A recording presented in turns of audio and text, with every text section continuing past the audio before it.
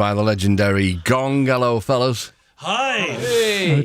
An absolute pleasure to have you in. And I might have even mentioned this before, but Christopher Lee, one of the great SMs, one of the best engineers the BBC's ever had, but not really one for getting too over-enthusiastic about things, put it that way.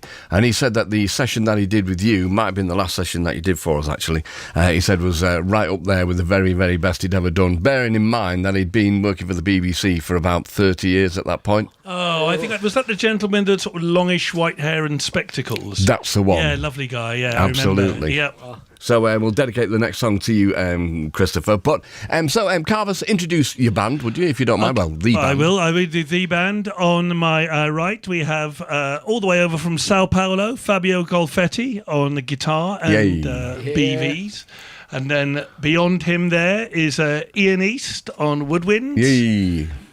In the Chamber of Humiliation, Cheb Nettles on the battery, and into the at 1 o'clock in my eye line we have Dave Sturt on space guitar. Yay, okay, we'll talk more about space guitars in a bit, but just before we get kind of stuck into the whys and wherefores and the new record and everything, couldn't help but notice there are no amplifiers in the room. No, we're adopting a controversial but modern ampless model. Yeah. Do you do that on tour? We do now, yeah. Really? Yeah. Well, it makes the stage look so good because we have a big screen blowing people's minds, hopefully with a sort of a visual assault, a seizure-inducing visual assault, and there's no amplifiers to get in the way of it now. Wow. Would Steve Hillage approve?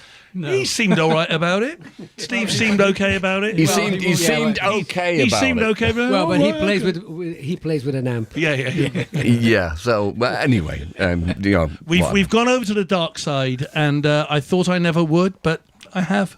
Yeah, well, it sounds wonderful, so you can't question it. No bother about that. Thank you. So you were telling me, Carvers, earlier about the Tiny Galaxies, the tune that you played already. We played it a lot on this programme, but a bit cosmic. Yeah, well, what happened, we, this is the third session we've done for you, and when we wrote this, sort of around kind of whenever it was, middle of last year, it was about the fourth or fifth run through, and I said to the guys, oh man, I could just see us in the studio there playing this for Marc Riley.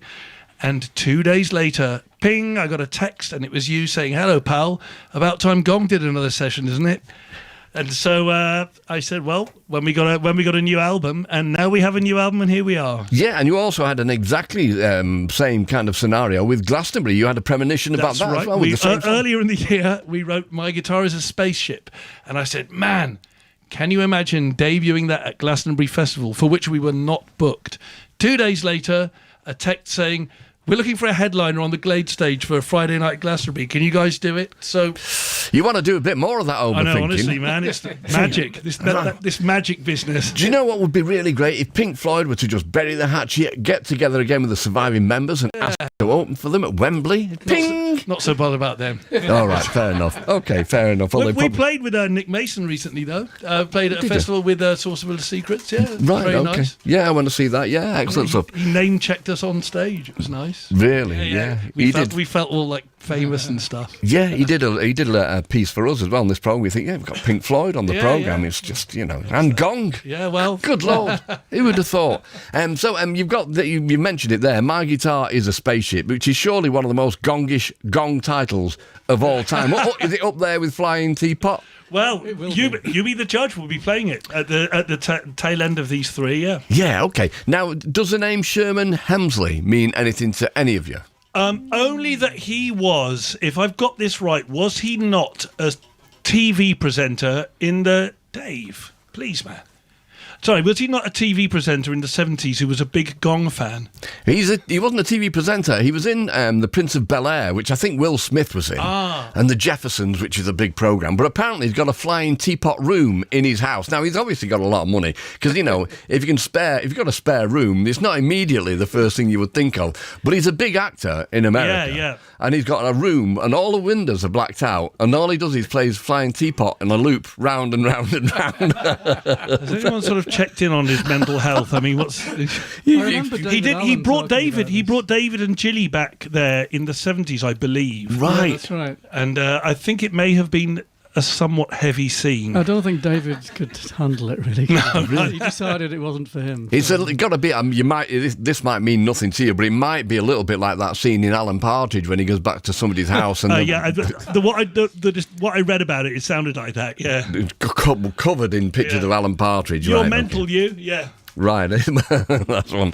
Okay, so your working relationship with Steve Davis, right? Okay. Yeah. Is well documented, and you recently DJ'd for Blur in front of 90,000 people. Was the story, Yeah.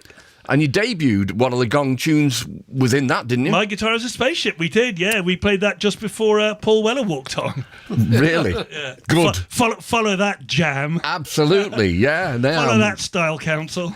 So you've got a mammoth two-leg tour with Osric Tentacles. That's right, yep. Starting on Friday. Yeah, that would be the 17th of November. But Yeah. the thing is, there are so many dates that were not really negotiated, the second batch, which happened in March of next year. That's right, yeah. But it's you and Osric Tentacles, and as I understand it, you switched the headline. Yeah, that's right, yeah. We're doing the same length sets, but we're sort of flipping, we're just flipping, not exactly every night, but whoever played, because we did this last year, and whoever played in whatever city last time, the other band's doing it this time, so we're just doing a sort of bit of a flip, yeah.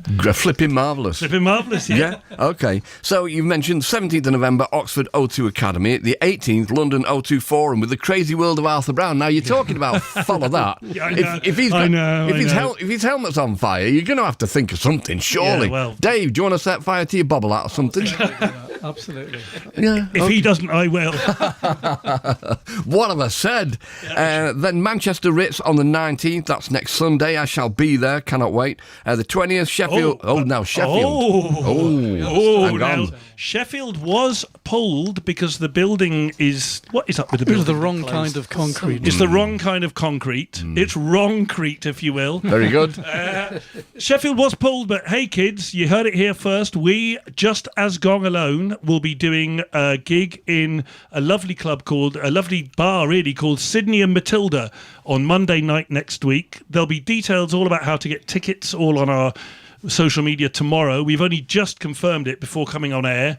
And we will be doing that just as Gong, so we'll be doing a longer set. Come and see us. Come and say hi. Sydney and Matilda in Sheffield on Monday, the 20th. The 20th. 20th, yeah. Yeah, brilliant. Okay, and continuing then with Osric's on the following night, the 21st Colchester Arts Centre, 23rd Northampton, the Roadmenders, and the 24th Bristol Academy, 25th Gloucester Guildhall, the 26th Birmingham O2 Academy, 28th Brighton Chalk, 29th Norwich Epic Studios, 30th Bournemouth O2 Academy. 1st of December would be Froome, Cheese and Grain, and finishing this leg of the tour on the 2nd of December in Liverpool at the Academy. And fair to say, we'll be playing your records into next year, and then we'll get and negotiate the other part of the tour. But everywhere you don't go on the first bit, you go on the second bit. Yeah, that's right, yeah. If by, May next year you haven't seen Gong recently, you just didn't want to because you are playing somewhere near everybody. Yeah, pretty much, yeah. Brilliant. Okay, we're going to do 3 tunes in a row for us now. So what are you going to do? This first one is going to be called All Clocks Reset. Yeah, we know this. Thank you.